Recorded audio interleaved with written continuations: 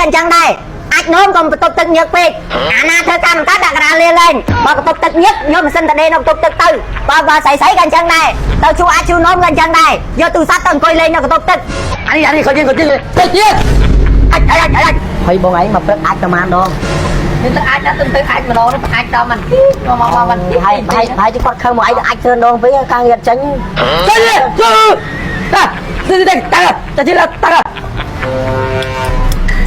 អាចទៅទៀតទៅនេះមកអើយមកrồiទៅអានេះគេអានេះអាចអីគេបាន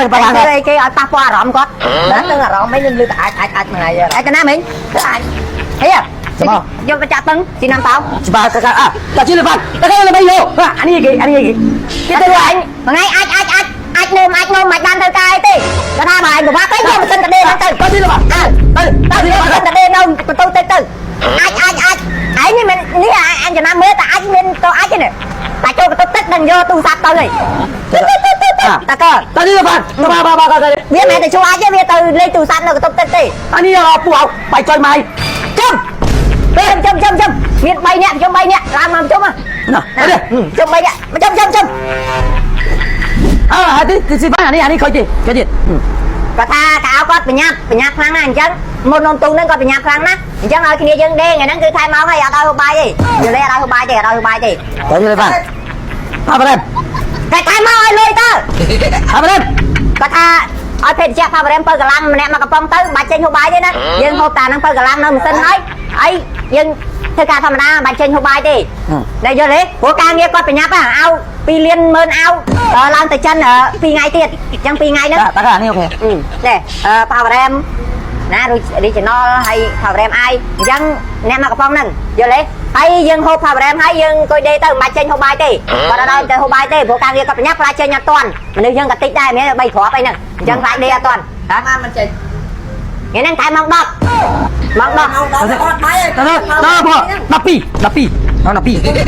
ថែមម៉ោង12យប់អត់ទៅឡើយតែ12ទៀតហ៎ឡើយម៉ោងតែ12ទៀតមិនម៉ោង10ទេអាហ្នឹងការងារបញ្ញាប់យើងក៏តថែមហ្នឹងចឹងទៅការងារបញ្ញាប់ជួយគាត់ទៅអញ្ចឹងអាហ្នឹងបាច់ហូបបាយទេចូលម៉ាស៊ីនវិញដេក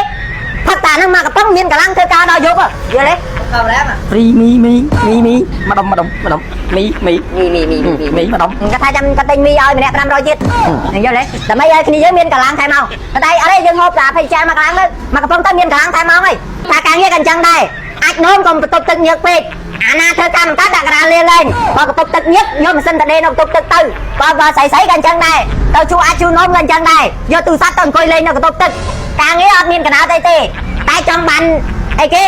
ប្រាក់ខែច្រើនជាងអ្នកធ្វើការអាអ្នកមិនធ្វើការនឹងចង់បានប្រាក់ខែច្រើនជាងអ្នកធ្វើការការងារអត់ទៅមានកណ្ដោតទេប៉ុន្តែប្រាក់ខែបានមកតិចចំណែនគេយល់ទេស្ដាប់ខ្ញុំនិយាយបានអត់ហើយការងារក៏អញ្ចឹងដែរកុំតែអាចនោមញឹកទៅបានហើយតែគាត់ឃើញអាចញឹកគាត់ឲ្យយកម៉ាស៊ីនតដេនៅបន្ទប់ទឹកហើយព្រោះខ្លះអត់មានប្រយោជន៍ទេបើអាចវិញម្ដងកន្លះម៉ោងអានេះគេត